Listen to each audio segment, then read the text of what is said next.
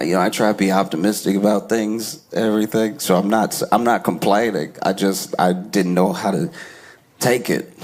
I'm still sort of blown away by it.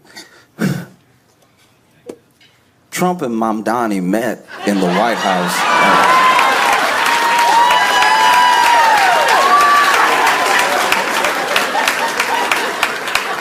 I don't know if this feels like real life.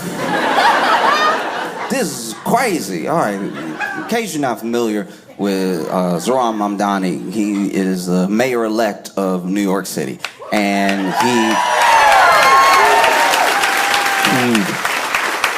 he won the Democratic primary, and then he went on to win the mayoral race against not-so-stiff competition. No, it wasn't great. But he won and everything, and the entire time leading up, the whole campaign, he was campaigned against hard by not just his opponents, but by like special interests, by billionaires, and specifically by the president. The president didn't want Mamdani to win at all. The president was over here tweeting hard. Tweeting like you could tell he was pressing the buttons extra hard on all caps all the time, wanted to let you know he meant business. Ain't nobody playing with y'all. And so he was tweeting, and not tweeting, not tweet because he got his own thing, he got that Truth Social thing, but like nobody, I don't know anybody who downloaded it, so then everything he tweet on there ends up on Twitter, so he basically still tweeting, but it's just like he has a platform now where he's like the only influencer. Like, I don't know a single other truther. You know what I mean? Like, no one else I know is posting truths but him. And so he's over here, talking about how he's going to mobilize the National Guard if Zohran Mamdani wins. Just like really wild stuff. Really hates the idea of him winning. Zohran calls himself a Democratic Socialist, and Trump was like, no, he's a communist. He's a communist in disguise. It's like, I don't even know what that means. That's, I don't know. That's, okay, I guess. Man said free pre-K, and Trump was like, that must be communism. You know communists, you know those people that want everybody to eat, He wants a city-run grocery store or whatever. That sounds like communism. Get these communist apples out of my grocery stores. Just saying stuff that, I don't know, just didn't really make sense. And for his part, Zohran only really brought up Trump when asked. He wasn't just one of these people that was campaigning on, like, opposing Trump specifically. You know what I mean? Like, and it's wild that those two are supposed to go be in the same place. You know what I mean? That's wild. He invited him to the White House. Zohran better than me. I would have been like, nah, that sounds like a setup. I know a setup when I see one. Nah, I'm good. You're not gonna Fred Hampton me. No way. And look, I get why, like, I really do get why he would go, though. He is the mayor of a city with millions of people who need the resources of the federal government, resources that have been threatened. So I understand going. I'm just saying he's better than me. Much better than me. I've been invited to friends' houses and not gone because I'm like, I think they're mad at me. No, I think it's gonna be awkward. I don't know. Might be a tense conversation. Just stay home. But yeah, crazy. Because you gotta remember, leading up, it's so funny how we treat political figures, and not just political figures, but even like historical figures, where there's these cutoff points. There are these checkpoints where we forget everything that happened up until the next point in their story. So now that Mamdani won, a lot of the stuff people were saying there's not saying anymore, and everyone kind of forgot it. But you rewind like 2 months ago, hysteria, like real hysteria around the idea of him winning.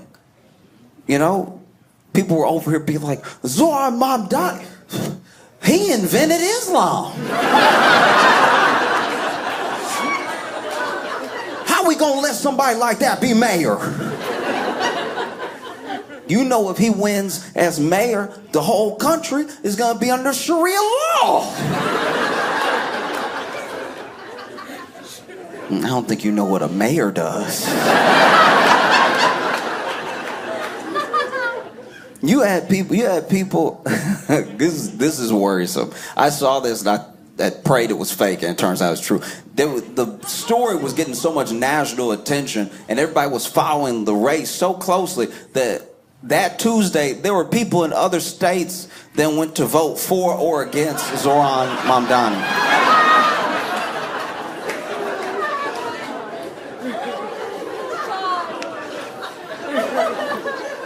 I can't believe how much of this country is missing a civics class. Like,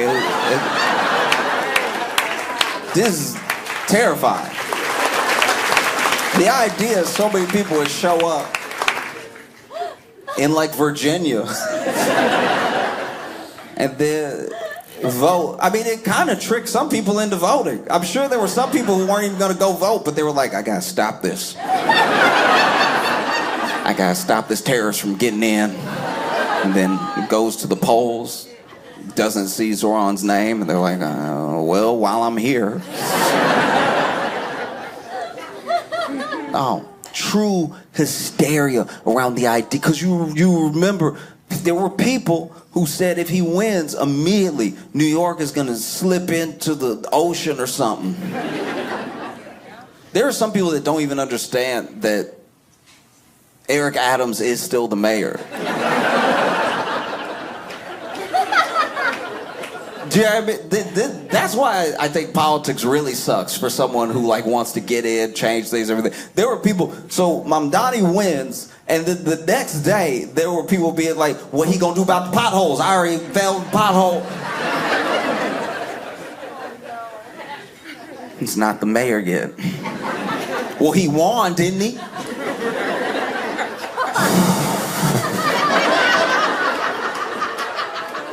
That dude's going to the White House to meet with the president. President Trump.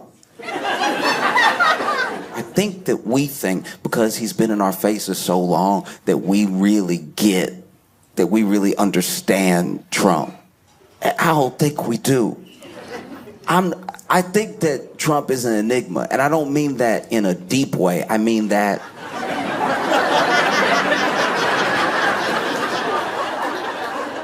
there's two ways to be like an enigma. You can be an enigma by being like a deep philosophical, like Alan Watts type that's just like looking at a star and just like pontificating for the rest of the night on like what it means to already be dead by the time we see you and be so far away, but it feels like you're in like my peripheral at the same time. But or you could be an enigma by just walking into a room and be like, blah, blah, blah, blah, blah, blah.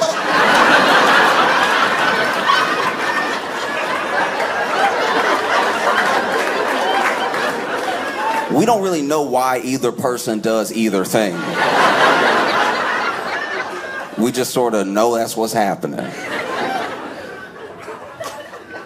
And so Mamdani goes over to the White House and they have a meeting, and like there have been a few people that have met with Trump that I genuinely wish I could have been like an invisible man in the room for. There's been some phone calls he's had. I remember first term. It was like first term. He's on the phone with a couple world leaders in one day. Like he's calling Mexico, he's calling Australia, he's calling. And it was the first time that we got a glimpse, because there were leaks of what the conversation was. It was the first time we got a glimpse of what it would be like for him to govern, you know? Because he was on the phone, he was talking about, you know, hey, look, I said, he's talking with Mexico, he's like, I said I would like get y'all to build the wall and everything. Just listen, just don't say you won't build it.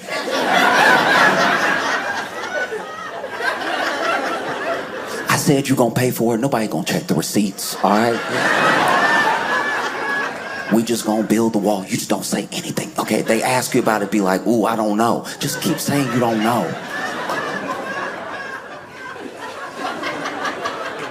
We gonna build the wall and it'll be fine, but just don't tell him. And sure enough, they leaked that conversation. They leaked the conversation where he's like, kind of trying to like make a deal, but isn't being the like hard negotiator it seemed like he was gonna be on the campaign trail, right? And that first term had a lot of leaks. Because then apparently Trump called again. It was like, what the hell, man? Thought you were chill.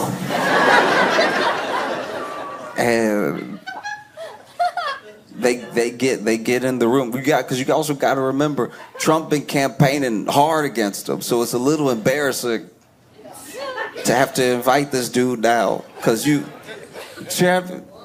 imagine you said all this stuff and then.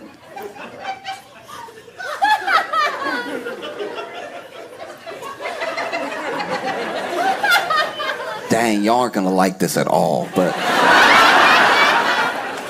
The closest thing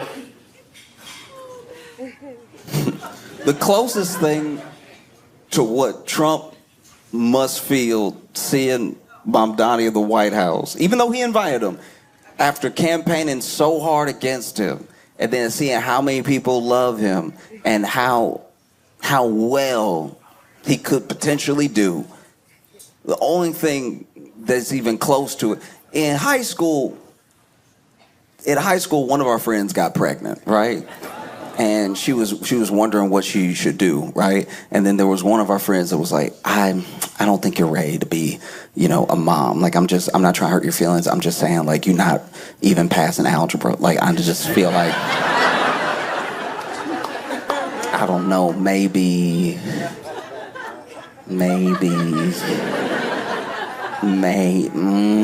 just saying. You were asking our opinion, I'm throwing my opinion out there. Maybe. And then, she had the baby, right? And baby's doing well, she's doing well, and she's still friends with her friend. So now her friend just gotta like hang out with this kid she campaigned against.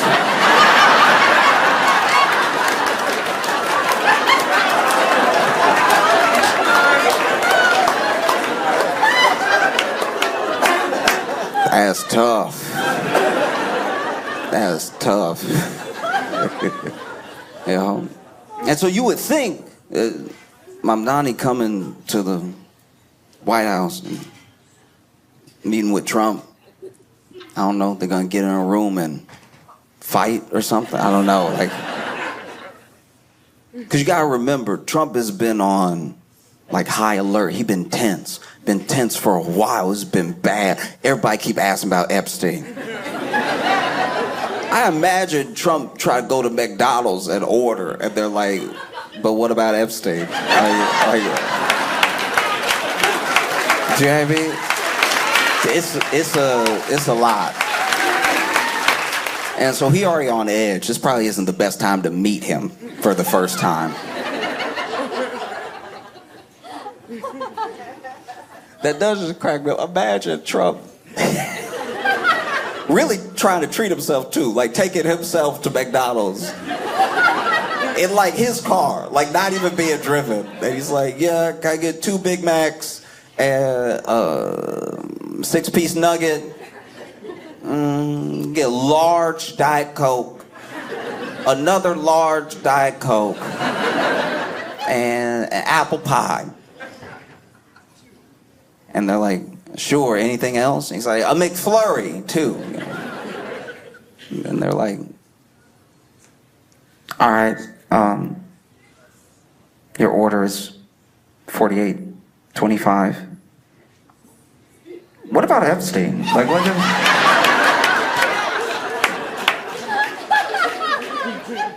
And I don't know. This seems like he's not having a great year, right? And now you're meeting him as somebody he campaigned against hard. And then they're in a room together. Nobody knows what was like the vibe in the room except the people in it, which I can't imagine there were too many. And then they left the room and you're thinking, wow, this is it. Trump probably gonna mobilize a National Guard and everything. It's bad. And then they get out there and it seemed super friendly. It was genuinely insane. I didn't know how to take it. I've been trying to get people to stop fighting all year and listen to each other. There's two people who couldn't be more diametrically opposed on the political spectrum do it, and I'm like, this is uncomfortable.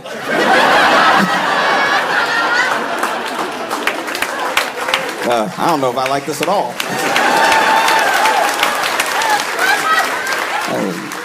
Deeply upsetting.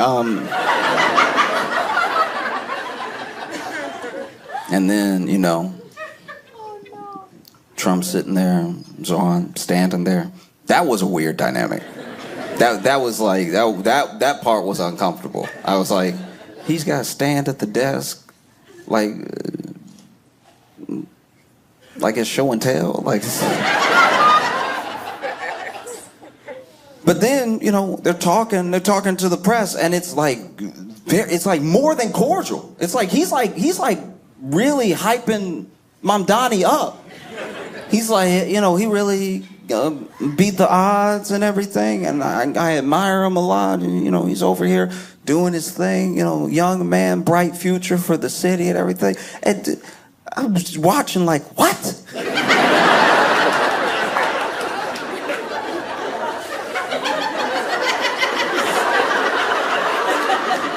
It would be like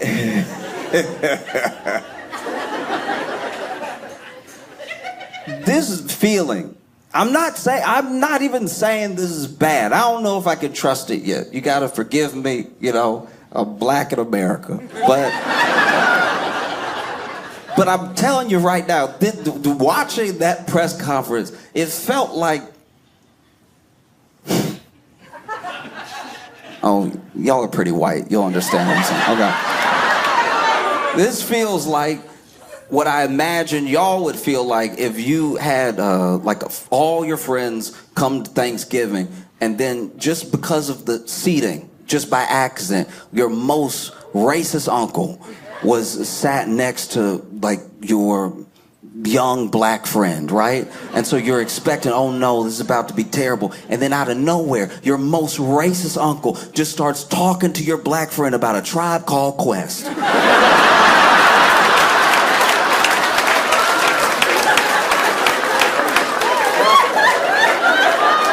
You wouldn't be upset. You'd probably be pretty relieved, but you'd also be like, what?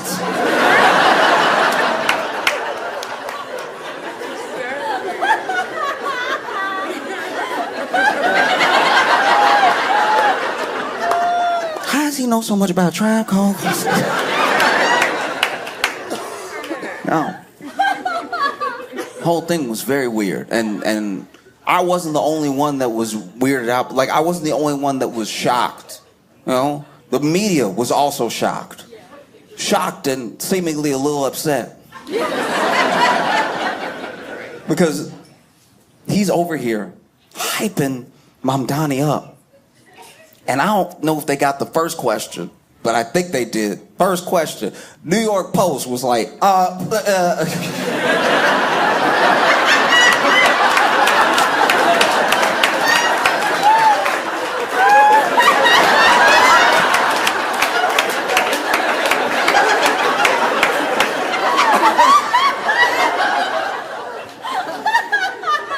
First question was trying to ruin the vibe. It's like, Mr. Mamdani, during your campaign, you called the president a despot, a fascist. Do you regret any of those statements? Did meeting him change your mind in any way? Or do you still hold those beliefs about the president who's right next to you? Like when somebody really trying to stir something up? When somebody's trying to stir something up and they do that thing where they're like, ooh, I wouldn't take that if I was you. Ooh, wow. They said that about my mama. I don't know what I would do if you, ooh, that's bad. Wow. No, you better than me. You better than me. Because I'm not scared to slap somebody. You know what I mean? You know, you see those people who really try to stir something up there, ask them, you know, what do you say? And he was like, the president and I have had many disagreements, but I'm glad that we could have a meeting about the things that we agree upon, and it's a future for the city. It's to do well for New Yorkers, and I think that we can work together in cooperation. And then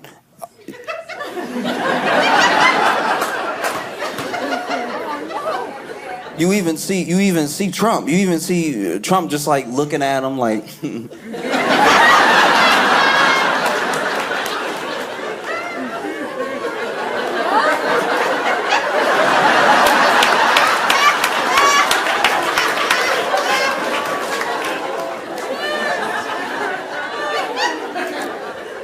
Then he finished just answering the question, and then Trump is like, despot, I've been called a lot worse.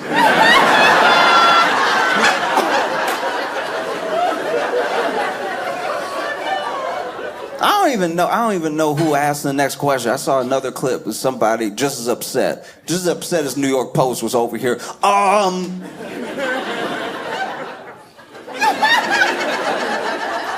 Newsmax or whatever, I don't know who it was, but they were like,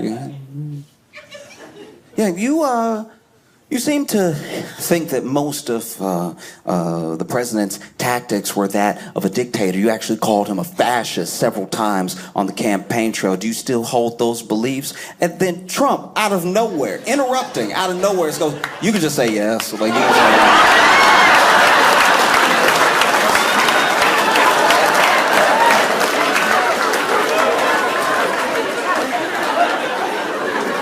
You can just say yes. It's easier. It's easier if you just say yes.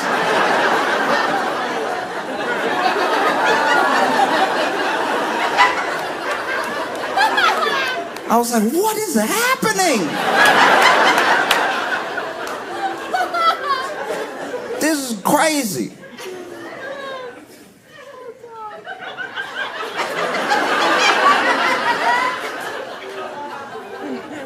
It's like watching Aladdin.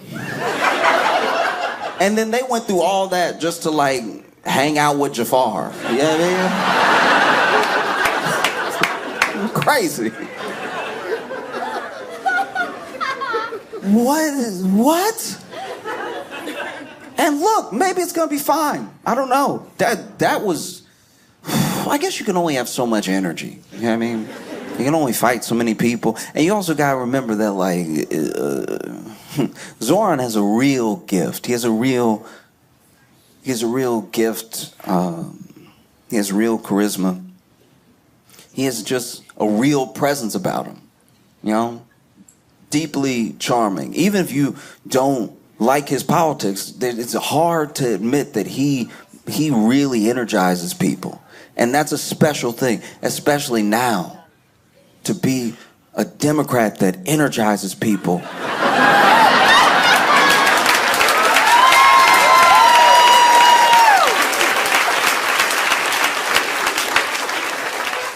There's not many. There's not many at all. There's a depressing amount. There's actually so few that I'm genuinely worried about even the midterms. I don't know. This might be bad. Because, wow. Sometimes, especially when you see like the top brass, you know what I mean? Like you see like Chuck Schumer or Hakeem Jeffries on TV, and you're like, well, uh-oh.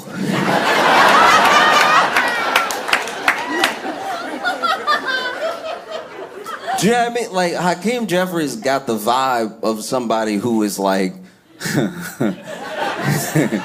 even when he's like low-key trying to do the right thing, Hakeem Jeffries will step up and get in front of you in a way where you're like, oh, don't. Like, you know, like, it would be like if you got bullied at school and then your dad really wanted to do something about it. But you were like, Dad, you little too. Like, you can't. You know what I mean? Your dad's like, no, let me go talk to him, you know? And dad thinks that just because he a dad, he gonna talk to the bully and the kid's gonna be scared. And it's like, that, y'all eye level. That's not gonna work. And you know, what if he starts swinging? You anemic and everything, like you can't.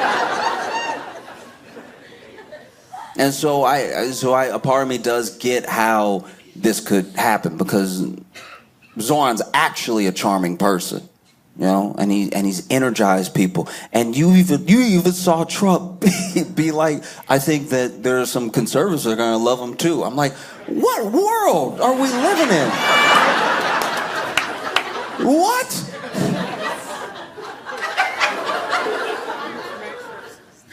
It just... It low-key feel like they got in that room alone and Zoran slipped Trump a 20. Like, it's just... What is happening? What did he say to him? But I get it, because, you know, he's actually, you know, charismatic person, and Trump is surrounded, especially in this second term, more so than the first. The first term, Trump was surrounded by, you know, some sycophants and everything, but mostly people who were very, very deeply qualified and boring. He started out with a bunch of people who really knew how to do the job, and he fired most of them almost immediately because they were like, oh, you can't do that. And he was like, get him out of here. He was firing people hard. That first term, remember, I don't even know how to say his dude's name right. Reince Priebus, what's his name? Reince Priebus. He fired that dude on a runway. Like that dude had to walk back from the tarmac. Maybe I'm imagining it, but I feel like it was raining. Like it was. And then he had to fire that dude that was the White House press secretary, Sean Spicer. The next time we saw Sean Spicer, he was on Dancing with the Stars. And we were like, how? You're not even fit. Like, what's it? I don't even know who his partner was, but he was letting her do all the work. He went over here. He'd do that first twirl, and then she'd do 16 spins and come back around to him and everything, and he... That first term, he was surrounded by people, you know, Rex Tillerson. He had all these people around him who, you know, mildly competent but deeply boring, and then they wouldn't do what he would do in their situation. They're like, no, we have to, and they had, like, you know, a little bit of rule of law in there, even though plenty of things were contested as unconstitutional, but there were still people who had a bit of a thicker barrier than I think his agenda and the people around him were expecting, right? And so firing. This time he didn't really have that problem. This time he came in with people fully prepared to do whatever he said, like loyalists, you know. But the problem with, like, sycophants, the problem with loyalists, especially loyalists that are, like, deeply incompetent, is that they do annoy you. Like, they do bum you out. Like, it doesn't even look like he's having that much fun when he gets complimented anymore. Like that first term when everyone would sit around and compliment him, he really looked like he was getting ice cream. Like he was having a great day, you know. This time he's sitting there, and then Pam Bondi's like, thank you for being the smartest, most greatest president of all time. And he's like, hey, yeah.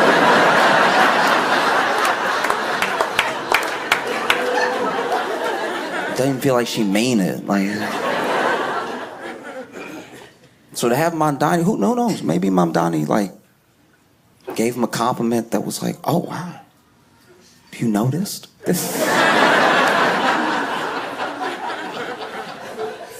Or just somebody who can hold a conversation. That might be different, you know.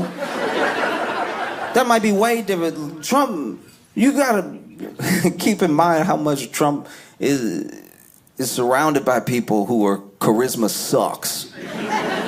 Like they just, like even when Trump is like trying to be funny, I'm sure they ruin it. Trump might even try to make a joke. And then they don't know because they're trying to be a loyalist so hard, they don't even know he's making a joke. So then they're like, do you want us to do that? Do you want us to do... It's not fun at all. You know? It is a funny idea to me, though, that maybe, even for like who Trump is, he would rather hang out with Zoran than like J.D. Vance. Like it's like the idea.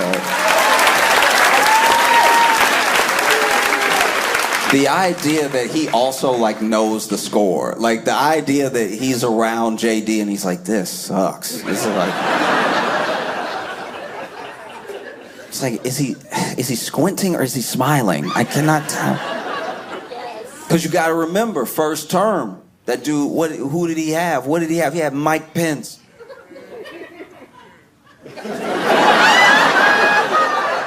This man was trying to be president, had Mike Pence at every turn, just around the corner, like one of those kids from The Shining, just like, anything you need me to do, Mr. President?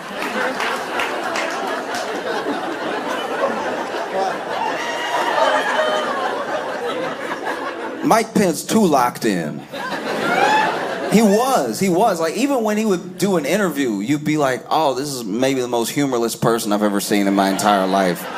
Like, at least JD is cringe. Like, he's like trying to be funny. You know, sometimes he'll tell a joke and he'll have his own laugh at the end of it. And it's like, yeah, that's not gonna trick us into laughing. That's not how jokes work.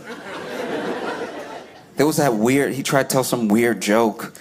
I think he was talking to the troops or something. And he was like, you know, I asked my staff earlier, I was going over jokes. We were joking. And I asked them if I should do one of the jokes that I just told that we all laughed at, and they were like, sir, please don't do that one.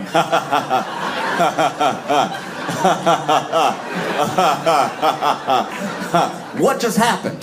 What happened? What was that? That's insane. You are now laughing at a thing we didn't hear. We are not in your head.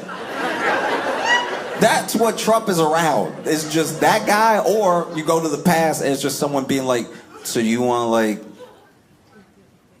pray?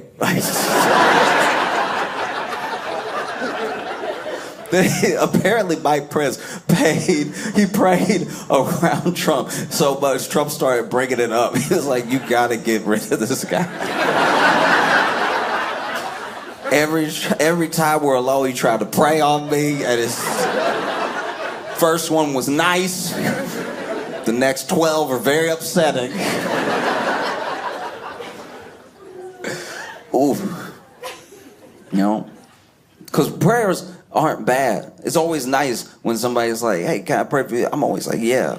But if they were like, can I pray for you? And I was like, yeah. And then they prayed for me. And I was like, thank you. And then I saw them 5 minutes later and they were like, can I pray for you? I'd be like, what's happening? What do you... Now I feel like you praying at me. Like you, like... Now I feel like you prayed something and it didn't work and you trying again.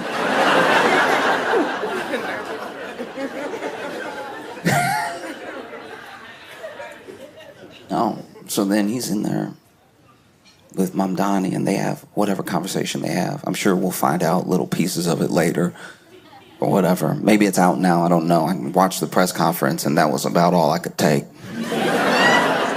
Because I'm not saying, here's the thing, I'm not saying that cooperation is bad. I'm not saying that building, building relationships that benefit people is what politics should be. That's what all the leaders should do, is like put any general differences aside and make sure that they're at least like serving the people that they were put in place to serve. I'm not saying any form of real cooperation is bad. I'm just saying, like, if this is a Black Mirror episode, I would like to wake up now.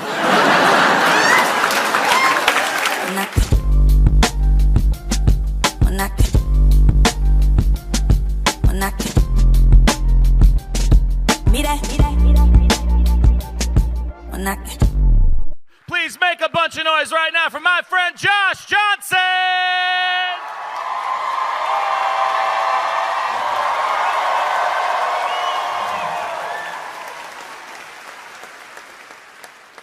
watch a lot of true crime documentaries and series and stuff, and I like to watch the ones that, as best as possible, don't involve murder, because genuinely I'll be like, oh, this is wild, but this is also very sad. So I like the ones where it's like a robbery.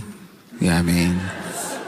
I like when it's like a huge drug bust, something you can really sink your teeth into without being like, oh, there is a family to be sad for. You know what I mean? And what I love is the process of when the person is sure they're not going to talk. You know what I mean? They'll bring somebody in, and when the person gets brought in, some people really hang tough. Some people, you know, door slams behind them. I've never been to jail, but I hear the doors are heavy. Door slams behind them. They actually get more tough. They sit in an interrogation like, what? I'm not gonna tell you nothing. You want something out of me? You got the wrong one, okay? And then there's other people, that door slams, and as soon as it slams, they're like, listen, I wasn't there, all right? It was Robert, it was Terry, Robert and Terry, it was their plan anyway. If anything, I'm an innocent bystander. I was just in the car. Y'all know when y'all arrested us, I was in the back seat. That's for a reason. I wasn't even the getaway driver. I thought we were going to McDonald's. Like, just, there are some people who snitch so fast. Even the police can't write it down fast enough. Police are like, well, we got it on tape too, but yeah, this is too fast for the shorthand. Imagine you snitch so fast you make a cop go, hold on.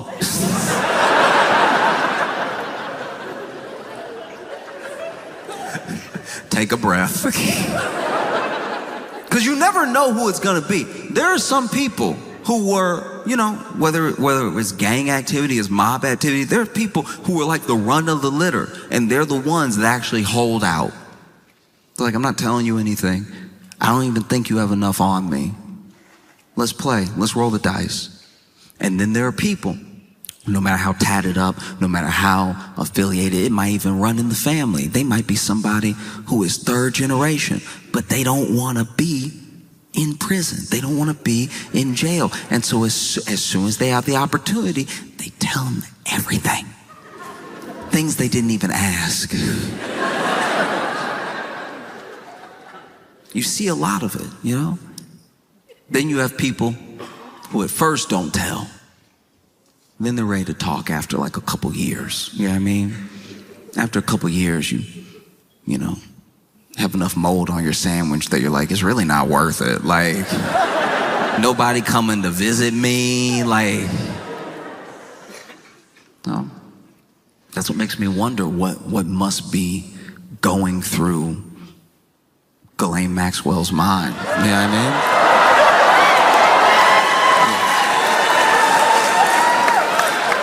Look, I'm no legal expert, but I do find it wild that in this supposed cabal, this supposed billionaire ring of predators, that the only one you caught is the one you're ready to make a deal with. And a deal for what? You know what I mean? Exposing more names? Bringing other people down? Probably not.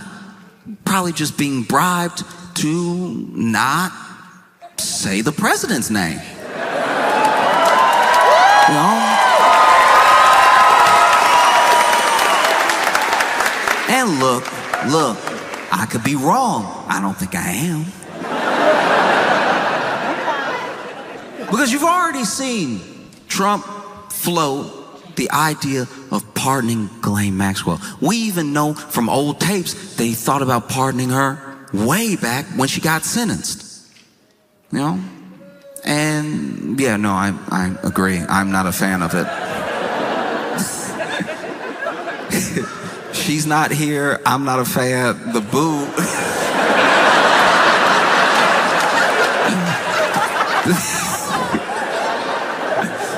I've done, this is somebody's essence being booed. Like,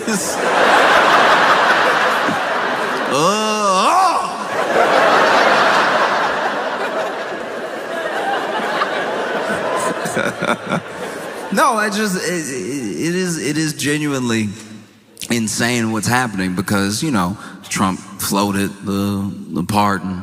He even was asked by the press if he would pardon Ghislaine Maxwell, and he goes, look, I could, but let's not talk about it right now. What an insane thing to say. You got asked a yes or no question, and you somehow answered worse than yes or no.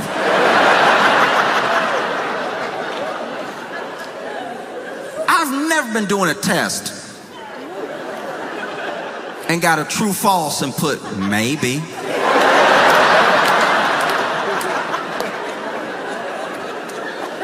I don't know, you the teacher, you tell me.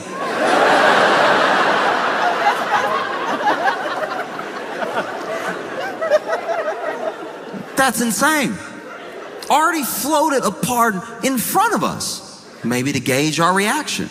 Maybe if there's not enough outrage, the pardon will go ahead. And then DOJ goes, have a conversation with Ghislaine Maxwell. And already, I think it was today, just today, she's been moved from the prison and she was in to a minimum security facility somewhere else. Thought we covered this.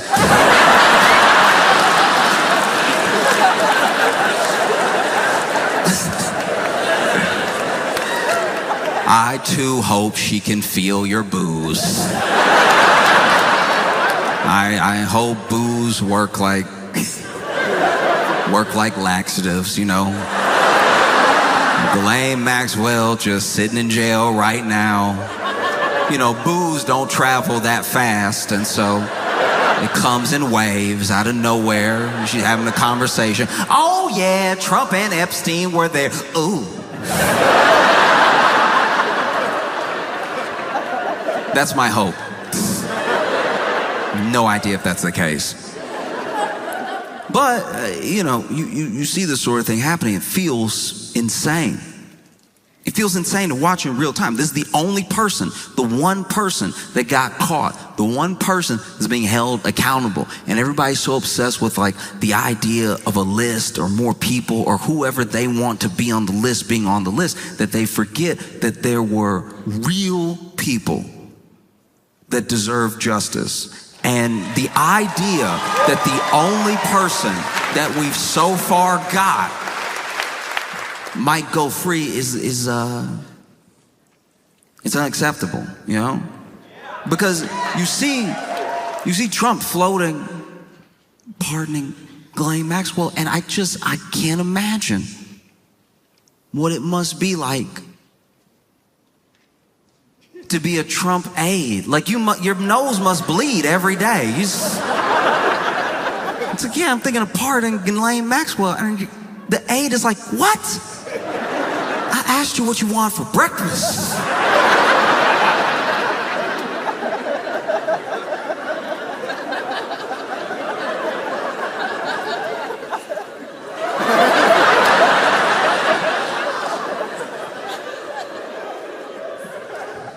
If anything, I think I am a little bit, I'm trying to figure out how to put this.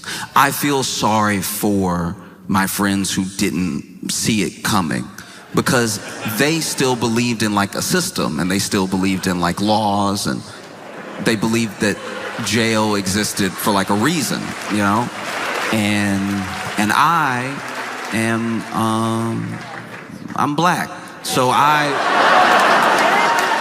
kind of saw a good portion of this coming. It's like, anyone who's genuinely shocked that Ghislaine Maxwell might get a pardon and that she's already been moved to a minimum security prison after being convicted, but then talking to the DOJ under like new light.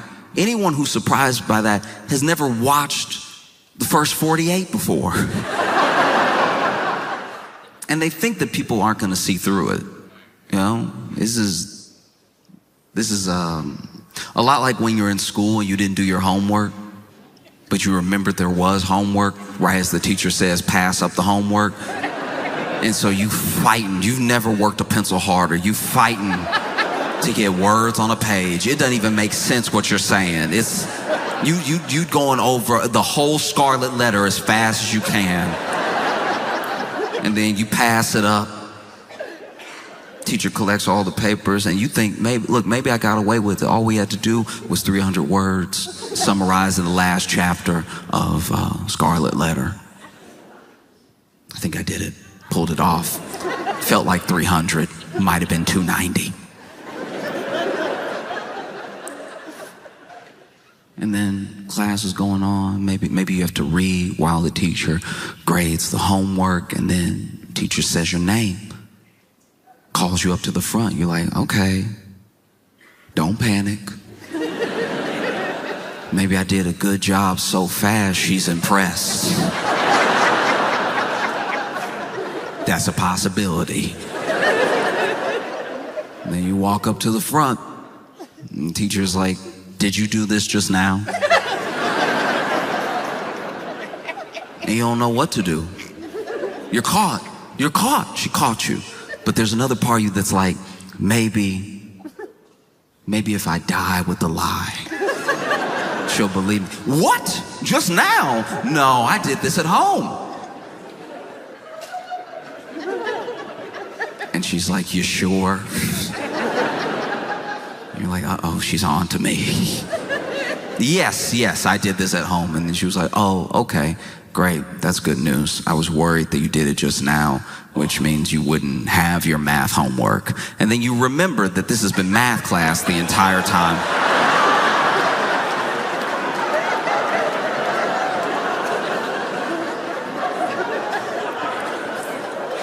That at least feels like what Trump is going through.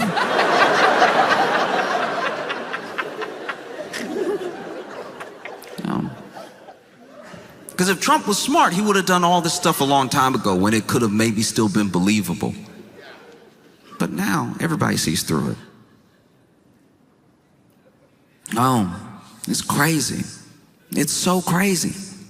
And then, on top of that, this is already insane enough.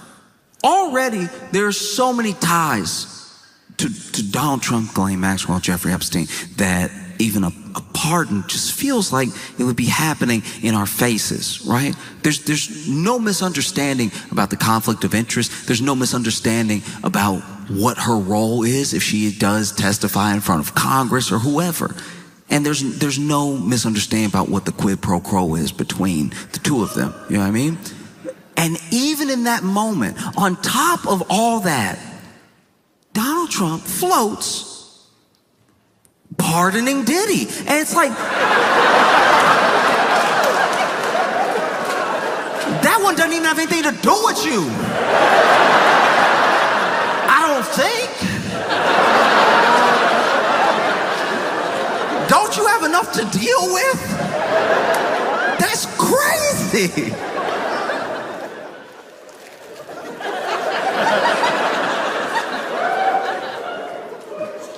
As someone who is not in jail, I'm sweating about everybody who's about to be out of jail. This is insane.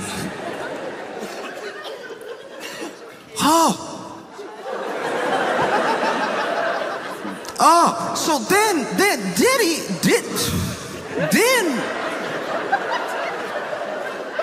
already the public, especially by the media, somewhat, somewhat potentially unintentional, but the media did a disservice to the public when it came to Diddy's trial, because there's a lot that we know of Diddy. There's a lot that we know that he did, that he's alleged to have done. And I think that the state put forward a remarkably bad case to try to lock Diddy up, because I think from the public's view, they see the trial and you see it through the lens that the media is selling. The media wants you to keep watching, they want you to tune in every day. And so they make it look like he's about to do 10,000 years, right? They really hype this thing up. They never really mention that all the while the trial is going on, pieces are getting dropped. Left and right, charges are getting dropped. There's things that the state is focusing on. There's things that the state is dropping. There's things that we understand that Diddy is at least allegedly done from all the documentaries that came out. You would think that Diddy was 16 OJs, the way that he had documentaries coming out about him every month. Everything Diddy ever did to anybody, they got their own documentary on Tubi, on HBO, on Hulu. Everywhere. Oh, he hung me out of a window. Like just nonstop stories, right? But it's important to remember what he's being charged with and what he's on trial for. So then things would even come up during the trial. Things that are illegal, that they were just talking about plainly, all to get to the thing he's actually being charged with. So as bad as this testimony sounds, and as many things that are going on, you have to remember these are not the things he's being charged with. And I think that media got carried away. I think the news got carried away because they finally had something juicy, something big, something that they knew was going to last for days, weeks, months, that wasn't the same old stuff, something that had a bunch of intrigue in it. Apparently there's all these tapes. Apparently he has all this blackmail on all of Hollywood. There's all these things that were supposed to be coming out during the trial, you know? And then the state supposedly makes their case. They read out the verdict. Everyone is sure that this man is about to do 10 million years. And then they read the first one, not guilty. And they start reading them, and there's 5 charges, and 3 of them not guilty. The 3 that carried the most weight, the 3 that had like a minimum 15, 20 years, you know?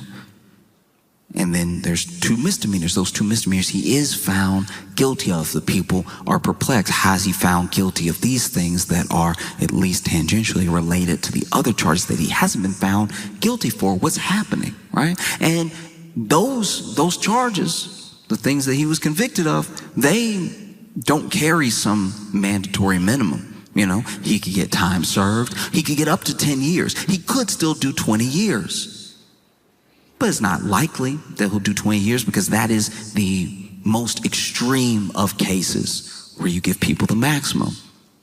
And I even rewatched a little bit of the reading of the verdict, and I just thought to myself, could get time served. Why would you bother pardoning him? Like, he might already be walking out of jail that day. That's such a crazy thing to do. You don't have enough going on with everybody thinking you were like on an island 152 times or whatever. To be a Trump aide, you must need heart medication, because they already try to convince him, look, that looks bad if you just pardon Ghislaine out of nowhere after all this time and everything, after everything she knows and the pictures that y'all are in together, all the pictures that you're in together, all the pictures that you're in together, all the pictures that you're in together, all the pictures that you're in together, the other pictures that you're in together, the pictures that you're in together, all of the pictures that you're in together, plus, she did have 19 phone numbers for you. That's not a good look either. And then Trump says, I see what you're saying. I understand. All right, look, what we're gonna do, we do best, all right? Gonna run a little interference. We're gonna run a little distraction, okay? And we're also gonna pardon Sean Diddy Combs at the same time.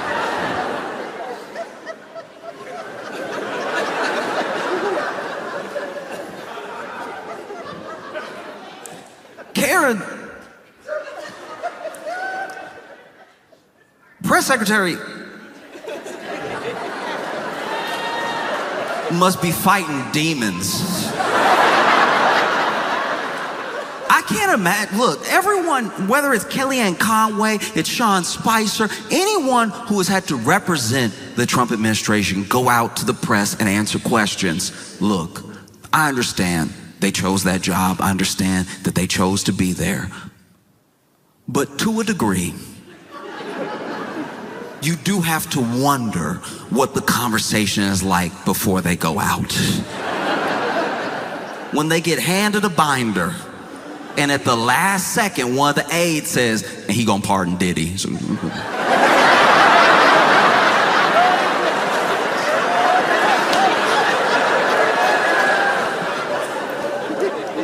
no matter who it was, whether it was Sarah Huckabee Sanders, anyone who has represented the administration on the news or in the press room or anything like that, there's at least been 1 or 2 days where they had a 1,000-yard stare because they were like, how am I gonna pull this together?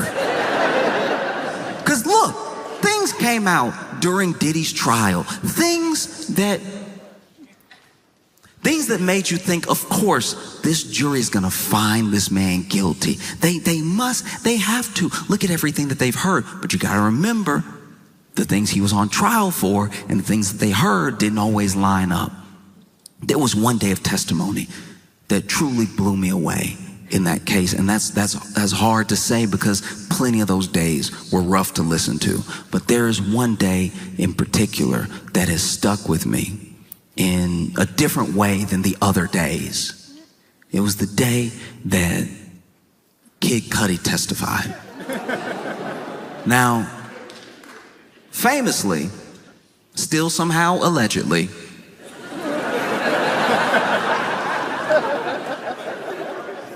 Diddy supposedly blew up Kid Cudi's car. You're bringing the man who has his car blown up to testify. You would think that that'd be one of the charges.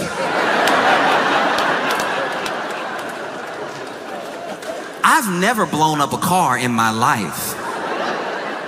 But if I was brought to court to sit and hear testimony of my crimes, I would imagine the car blowing up would be one of them listed. Anyway, they bring in Kid Cudi. Kid Cudi's testifying about the timeline when he dated Cassie, things that happened between him and Diddy. And then he describes a day that is truly harrowing. Kid Cudi is testifying that while he was gone, he was actually, I believe, spending some time with Cassie, that Diddy hears about the relationship, is very upset about it, and Diddy went to and broke into Kid Cudi's house, right? So already, Diddy in your home, that's terrifying.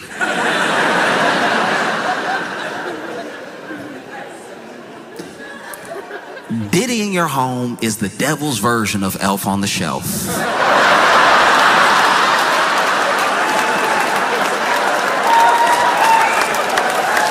You don't know what he gonna do. You don't know where he gonna be.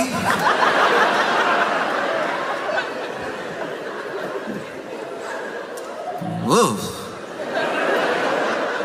So Diddy was in his home. Now, I'm a little fuzzy on this part, but apparently, I believe at least, that it was Diddy's assistant that called Kid Cudi to let him know, hey, okay, ooh, how do I tell you this? There's no good way.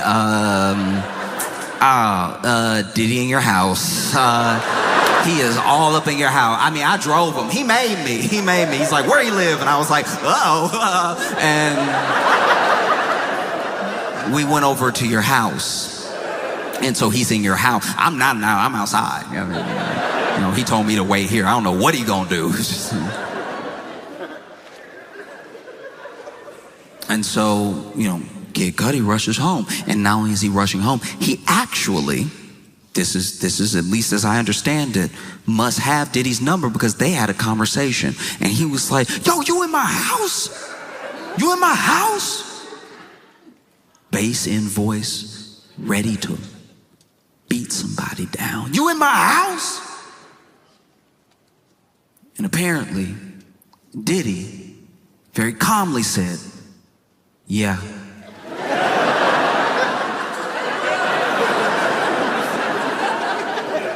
Kid Cudi better than me. If it was me, I wouldn't have a home anymore. If it was me, I'd be like, all right, then you got it, then that's, I mean, if you're already there. Someone breaking and entering into your home and then calmly telling you they broke and entered into your home is more terrifying than I think y'all are giving it credit for. Because then Cuddy, apparently, according to testimony, was like, I'm headed there right now, like ready to really beat this dude down, right? And then Diddy said, okay, I'll be waiting for you.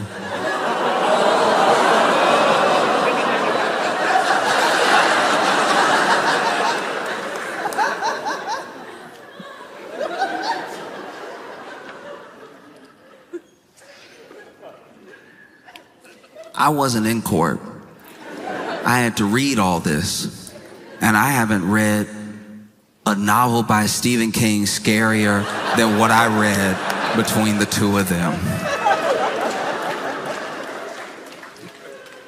Kid Cudi gets home, Diddy's gone. He walks into the house. Now, that's braver than me. I would assume he's already planted a bomb somewhere. But Kid Cudi walks into the house, is looking around, assessing the damage, and while Diddy was there, he put Kid Cudi's dog in the bathroom, then opened all his Christmas presents and left. That is so insane. We are dealing with pure evil. That is so insane. Open all his Christmas presents.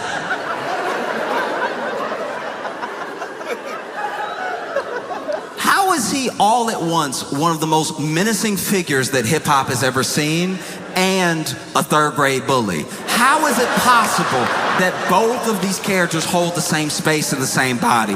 Because that is so particularly evil.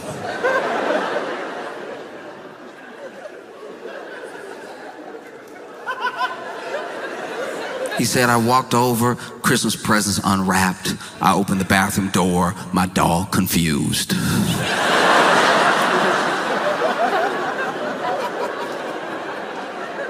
And why wouldn't the dog be confused? Let's, for a moment, if you will, put yourself in the dog's paws, all right? You're a dog. You're a dog. You're a dog.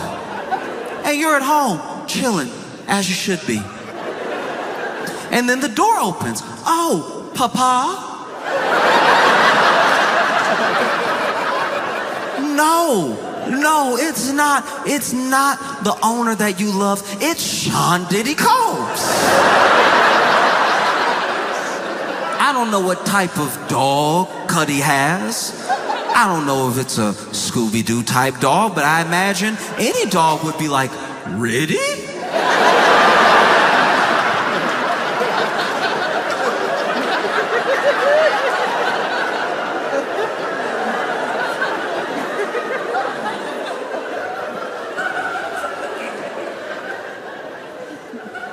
And then Diddy walks over to you confidently, like he knows you, and he puts you in the bathroom, and you're like, okay, I guess that's the best possible outcome. Oh, wow, okay, oof. I thought something way worse was gonna happen. I'm not gonna lie to you. Wow, that's great. From what I've heard about you, the bathroom, man, I don't love it in here, but it's better than whatever you're about to do.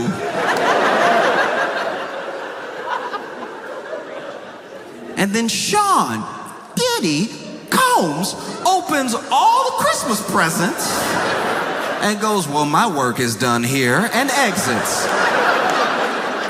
This is how evil what he did is. He already messed up the call to the police.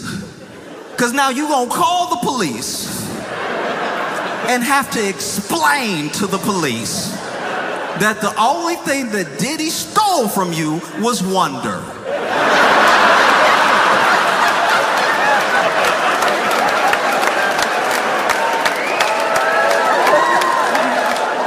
Imagine that call to the police. You gotta call the police and tell them that Diddy, and the police are asking you very reasonable questions. They're over here like, is he still in the home? I don't know. Hopefully that would make this whole thing a bit more serious. Right now he's left it at hilarious.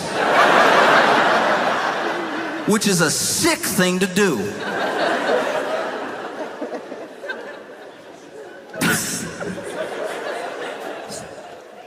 No, this is truly insane.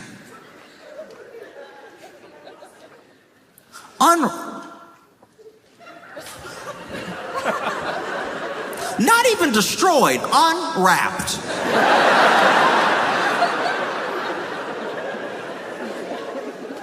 I can't leave this alone until y'all recognize how dirty this is. Imagine. Lots of people here celebrate Christmas. Lots of people exchange Christmas gifts. Imagine if you came home and there just wasn't paper. And now everybody in the family either like happy or disappointed, like, oh, you got me the Theragun that all right, we're like a couple months out, so can I have it now, I guess?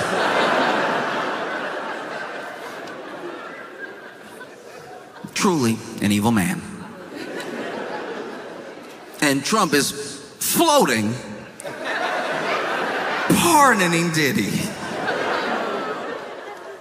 Even before, this was odd, even before this Epstein stuff popped up, Trump had floated the idea of pardoning Diddy mid-trial. And I was like, I didn't know they went together like that. That's weird. Imagine being a white man in your 80s and your favorite rapper is Diddy.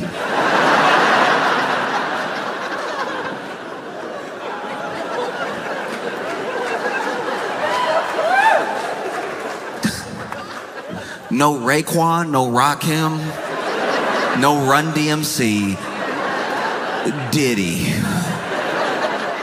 Okay. And even then he had floated the idea of pardoning Diddy. And who knows, maybe something happened. Maybe some money exchanged hands. Maybe somebody said something to somebody and started it in motion and everything. But I can tell you this, justice system aside, the only person working hard to make sure that Diddy doesn't get a pardon, it isn't the state. No. It's not like the DA or the lead prosecutor or anything like that. The person working their hardest to make sure that Diddy does not get a pardon, that he doesn't get released back into society is 50 Cent.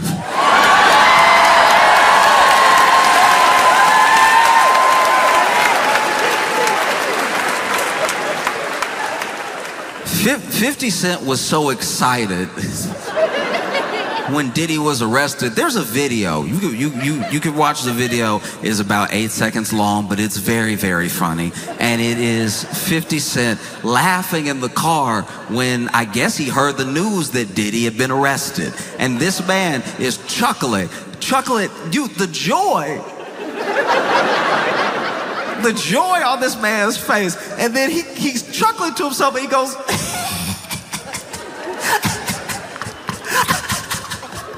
he gonna spend Christmas in jail.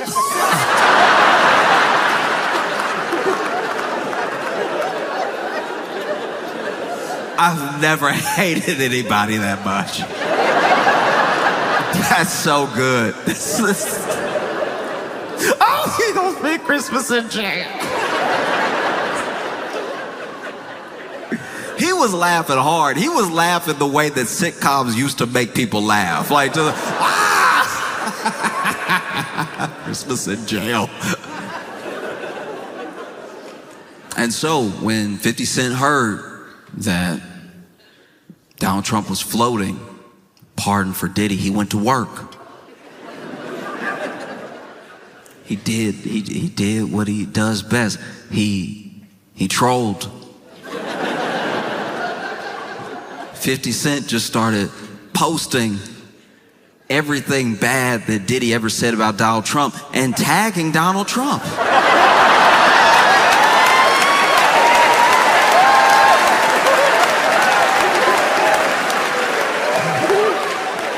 This man went, is this your friend? I wouldn't do that if I was you, Mr. President. You won't believe what he said about you.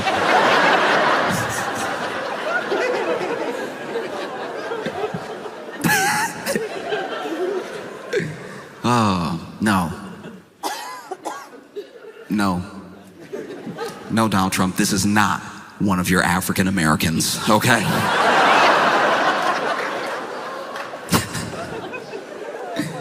It's been tough. I've been trying to find, like, really, whether I'm reading or I'm watching, I've been trying to find pretty much any news story that isn't about Trump and Epstein, you know? And I came across one that genuinely shocked me in Florida. They, yeah. In Florida, the Tallahassee police arrested Chuck E. Cheese at Chuck E. Cheese.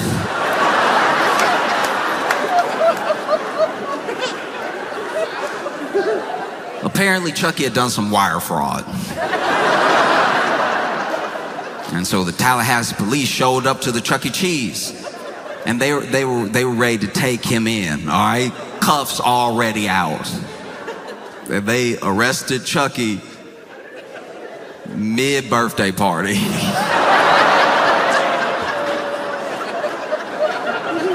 You couldn't wait an hour and a half? You know where he is. It's not like he's gonna get far in the costume. They arrested Chucky. Those poor kids. Imagine. Picture, if you will, being 6 years old, and you're having a birthday party at Chuck E. Cheese because the economy is not doing great. But you're having a good time, you're enjoying it, you're like, cheese pizza, so they say. Delicious yum, right? You're just trying to put on a good face. You jump into the ball pit that is not nearly deep enough. The ball pit that is full of children under the balls because every kid thought it was the funniest thing in the world to pop up out of the balls, but that meant that the ball pit was actually a hard surface because it's made of bodies. You jump into the ball pit doing like a big old face plant thinking you're gonna slide down into the balls, and you just bang heads with another child. You get out of the ball pit concussed. Chucky offers you a flat Diet Coke.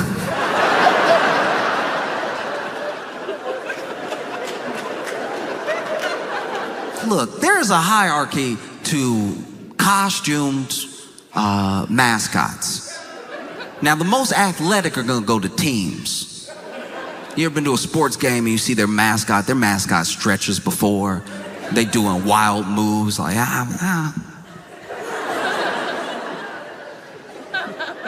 You go to Disney, there's a lot of walking, but it's a lot of poise. It's a lot of like the stances, you know. You get somebody that's doing goofy, and they're really doing goofy. They got them, yeah.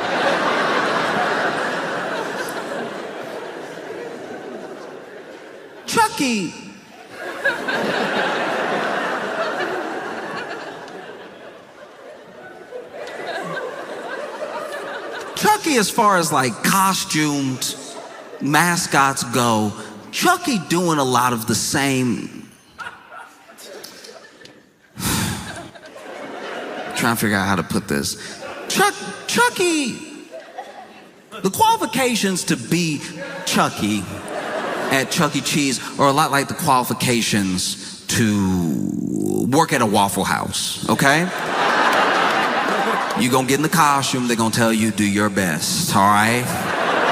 Do your absolute best, and if somebody's swinging you, you can swing back after they hit you the first time. You gotta let them get that first hit in. If you hit first, that's assault, all right? And you'll be fired. But look, if they put hands on you first, then hey, you gotta get it how you live and go ahead and swing on them.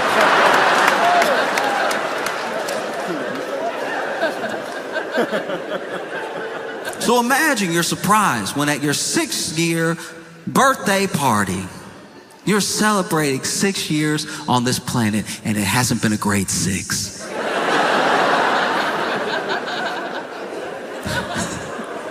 You're a little too young to like remember COVID, but you know mom and dad are weird.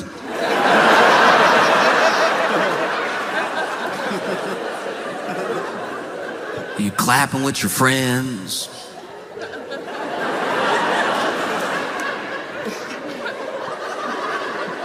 And Chucky's doing his thing, trying to like find the beat.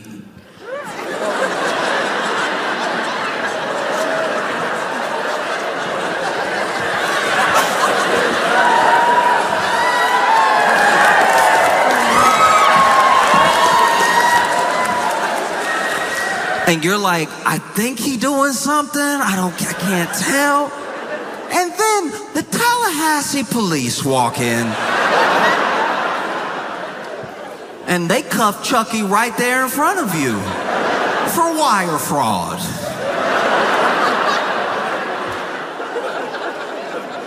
Y'all couldn't wait. You know where he works. He wasn't gonna get away.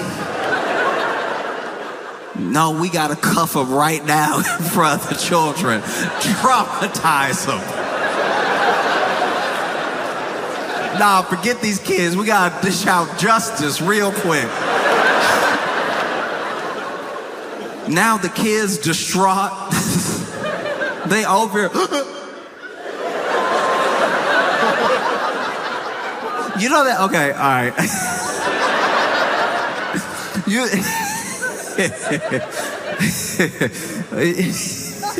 I'm sorry. It's funny because it's like I can see the kids being like, what'd he do?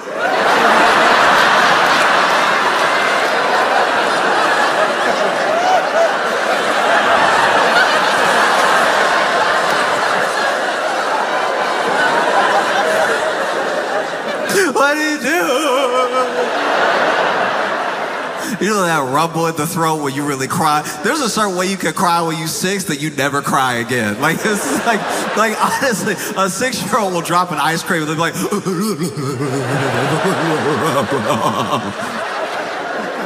just mixing Disney voices, half Ursula, half Jafar.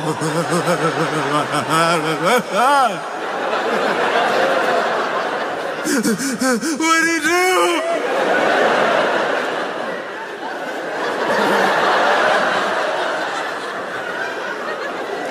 Let him go, he ain't did nothing. Kids out here vouching for, he was here the whole time.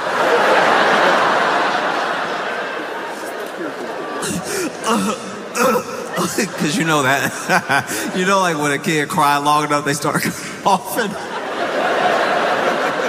When a kid get real upset and they full of mediocre pizza.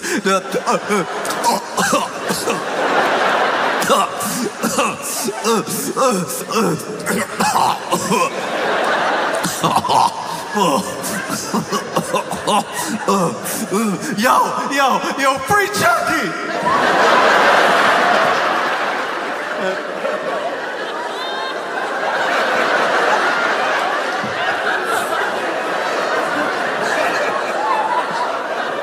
Yo, free Chucky!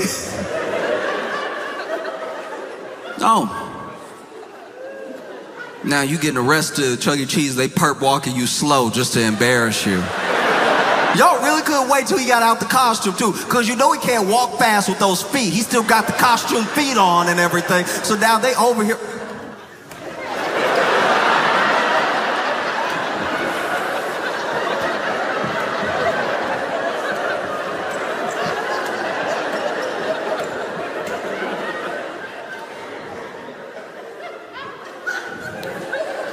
They get Chucky outside, Slam him up against that car. Boom.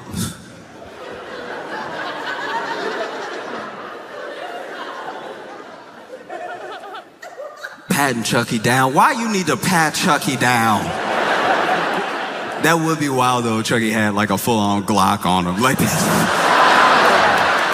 That would be crazy. If Chucky he doesn't care where he is. He could be at Chuck E. Cheese. He could be in the streets. He keep that thing on him.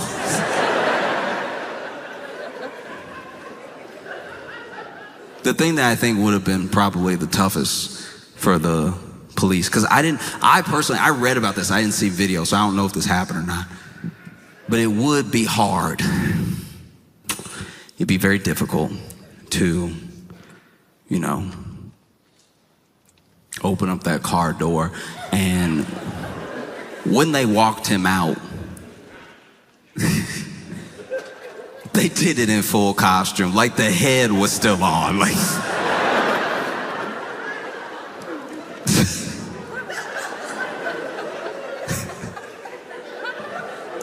that's crazy.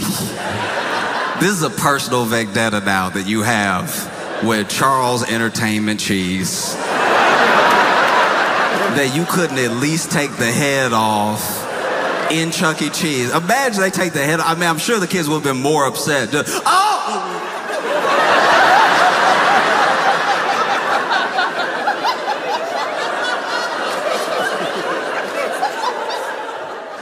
Chucky Black!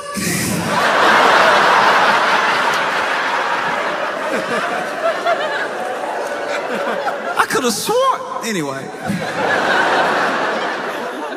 Look, there's not full video that I saw. This is all what I've read, but it's gonna be hard to put your hand on the back of Chucky's head and get him in the car without it looking like police brutality. Because it's not gonna fit. The head is too big. So now you over here, watch your head.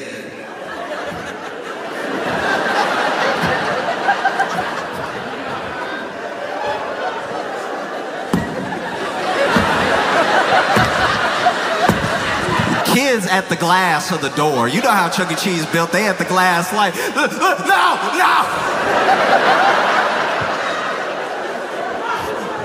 They beating up Chucky. Police like, no, I'm trying to get the head in. No, he won't fit. He can't even feel it like that. No, don't do that. Everybody start recording. Look what they doing to Chucky, y'all.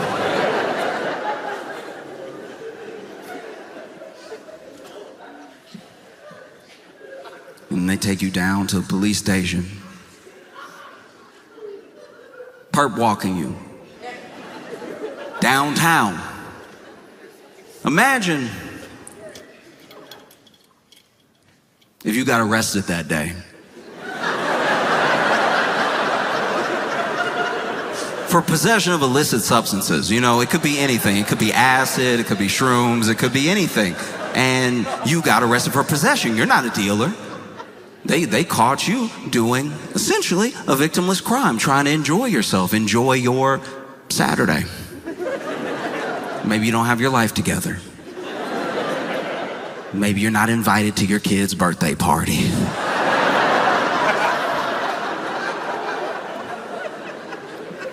As you get arrested, you're sitting downtown, waiting to be processed, and then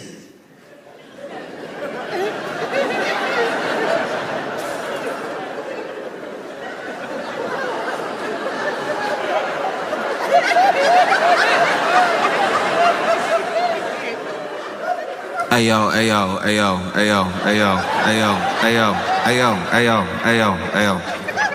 I know I got a right to remain silent.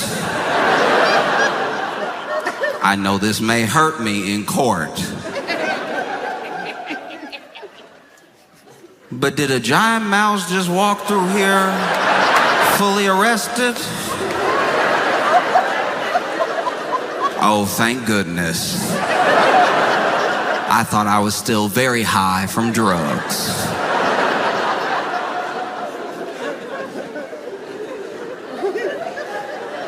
It's insanity, you know what I mean? Now you gotta do everything. How you gonna take Chucky fingerprints? These aren't even functional. I don't know if they feet or hands, but they're not. Mug shot too. Those mug shots are cold. They're just like, ready, face me.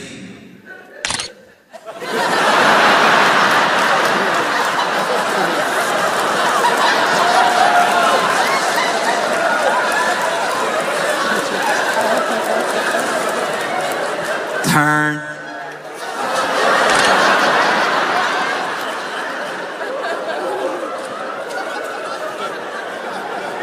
Turn.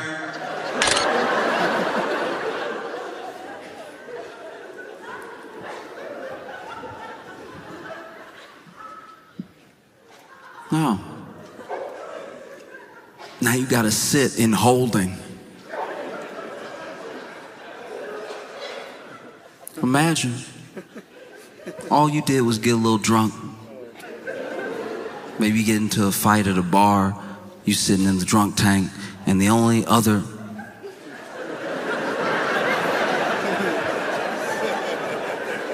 is Chucky a person?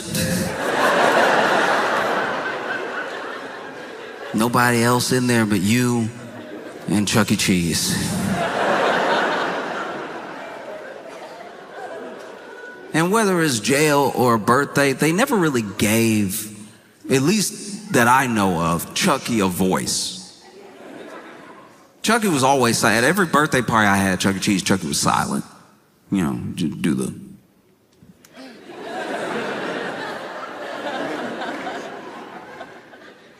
Imagine you sitting there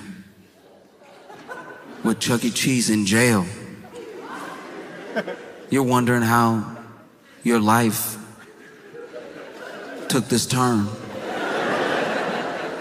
You look over at Chucky, and Chucky mad. Chucky like, you know, I thought I had that wire fraud on lock.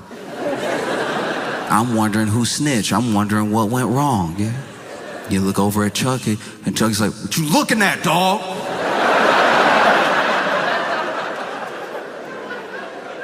You got a problem? But all you see is...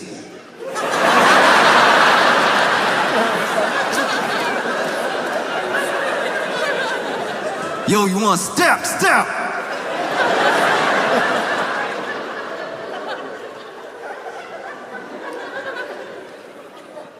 I'm just saying that in this like kangaroo circus of a court and justice system where we know the government is playing in our face, playing with really dangerous people who have done terrible things. If you're gonna pardon Ghislaine Maxwell, if you're gonna pardon Diddy, then at least